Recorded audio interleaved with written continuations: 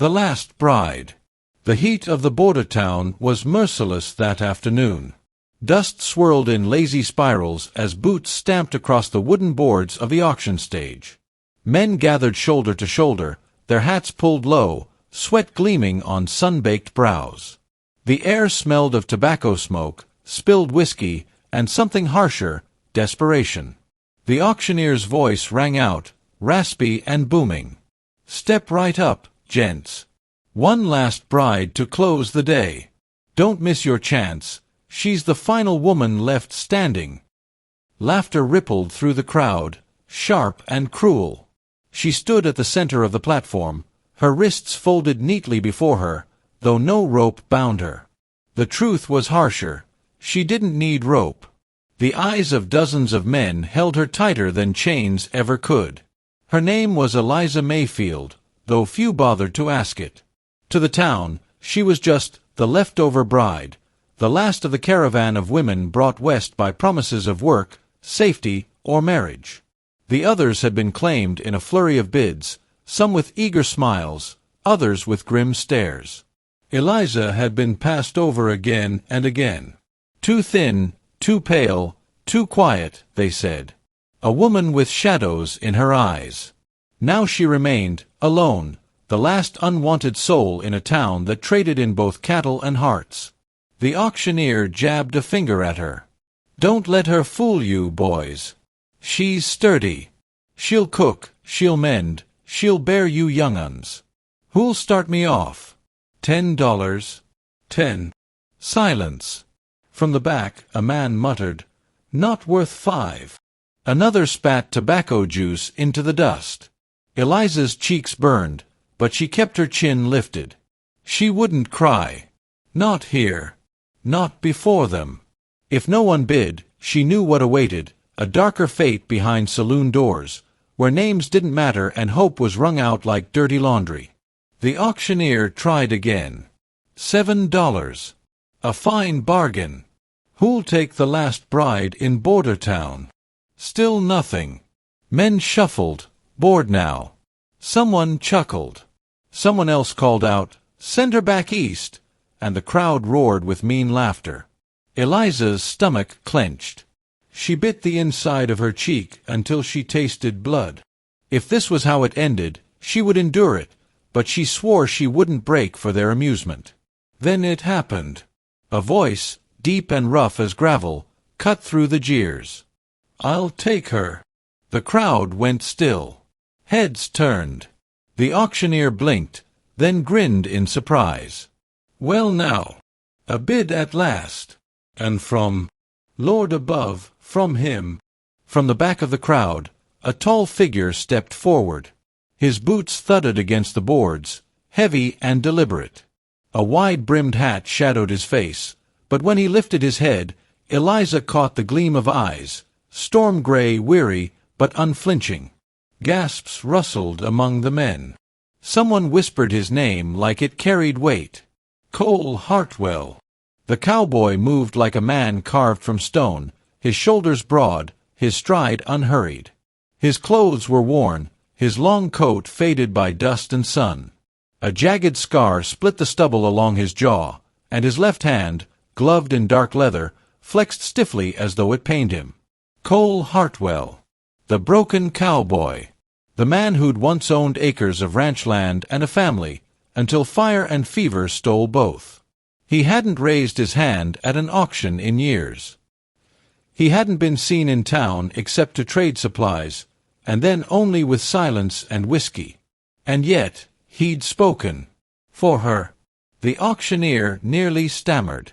"Well now, Mr. Hartwell, sir, we'll mark it sold. Last bride to the broken cowboy himself." The crowd erupted. Some laughed, others muttered. A few shook their heads. "What's he want her for? Ain't he near ruined? That man's a ghost walkin'." But Cole ignored them all.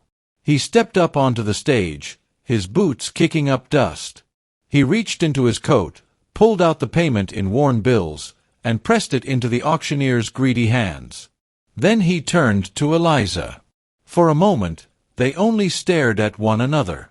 His face was carved with loss, lines etched deep by grief and years of silence. Her face was pale, eyes too wide, lips pressed into a thin line. He held out his hand, not roughly, not demandingly. Simply held it there, waiting. Eliza hesitated. She wanted to recoil, to shrink back from yet another man claiming her. But something in his eyes stopped her. They weren't cruel, nor drunk with ownership like the others. They were tired. And behind that tiredness, a flicker of something she hadn't seen in years, loneliness. Slowly, she placed her hand in his. His palm was calloused, his grip steady. He led her down from the stage, past the jeering crowd, past the whispers and curious stares. With every step, her heart hammered. Was she safer now, or only walking into another kind of prison? When they reached the edge of the street, Cole spoke, his voice low, almost hesitant. "You've got a name." "Eliza," she said softly, as though reminding herself she still had one. He gave a short nod. "Cole." That was all. No promises, no explanations. Just two broken souls walking side by side out of the auction yard, into the long stretch of dust and silence that waited beyond Border Town. A broken man, a new beginning. The trail out of Border Town stretched wide and empty, a ribbon of dust under the sinking sun. Eliza walked beside the stranger. No, not stranger now, not entirely. His name was Cole. But a name was only a beginning. Neither spoke for miles. The silence was thick, but not cruel. Cole's stride was steady, his eyes fixed ahead. Eliza, clutching the thin bundle of belongings she'd carried west, studied him from the corner of her gaze. His scar caught the light. His left hand, always gloved, shifted stiffly at his side. She wondered what wounds lay beneath leather and silence. By the time they reached his ranch, dusk had fallen. The place looked as weathered as the man himself, fences sagging, barn roof patched with tin, fields left fallow. Once, it must have been proud land, but now it carried the same air of abandonment she'd seen in his eyes. Cole dismounted his horse, tied it to the rail, and turned to her. "You'll be safe here." It was all he said before leading her inside. Life on the ranch. The house smelled of dust, wood smoke, and faint tobacco. It was clean enough, though spare. A single chair sat by the hearth, a table scarred by years of use, shelves lined with tools and books gone yellow at the edges. In one corner, a bed made neatly, though the other side had long since gone cold. Cole set down his hat, then paused, as though remembering he wasn't alone anymore. He gestured stiffly toward the kitchen. "There's stew. Left from last night." Eliza, who hadn't eaten since dawn, nodded. She served herself a small portion, hands trembling as she carried the bowl to the table. She expected him to sit across from her, to watch, but instead he moved outside, the door creaking shut behind him. She ate alone, the stew heavy with beans and silence. Whispers in town. Days turned into a rhythm. Cole rose before dawn, working the fences, hauling water, tending the cattle that remained. Eliza cooked, cleaned, mended. Their conversations were few, but steady when they came. "You ride?" he asked once. "A little," she answered. He nodded. The next morning, she found a mare saddled and waiting. Though words were scarce, respect grew quietly in the spaces between. But the town had not forgotten. On the rare trips Cole made for supplies, whispers followed him. Men spat into the dust, muttering, "That broken cowboy bought himself a bride." Some laughed, others sneered. One, bold with drink, shouted, "She'll run off soon enough. No woman stays with a ghost." Cole didn't answer. He never did. But Eliza saw the way his jaw clenched, the shadows deepening around his eyes. The storm. One evening, thunderheads rolled black across the horizon. Wind whipped through the ranch, rattling shutters. Eliza rushed to pull laundry from the line, but the storm struck fierce and sudden. A shutter tore loose, crashing against the window. She cried out as lightning split the sky. The sound seemed to drag something raw out of Cole. He rushed to her side, seizing the shutter, hammering it back into place with a strength born of urgency. Rain soaked them both, but when the danger passed, he didn't step away. For the first time, his hand lingered at her arm. His gray eyes met hers, unguarded, and in them she saw not only grief, but fear. Fear of losing again. "You're safe," he said, voice low, almost pleading. "As long as you're here, you're safe." Eliza's breath caught. In that moment she understood. He hadn't raised his hand at the auction to claim her. He had done it to save her. The choice. The next morning she woke early, watching him through the window as he saddled his horse.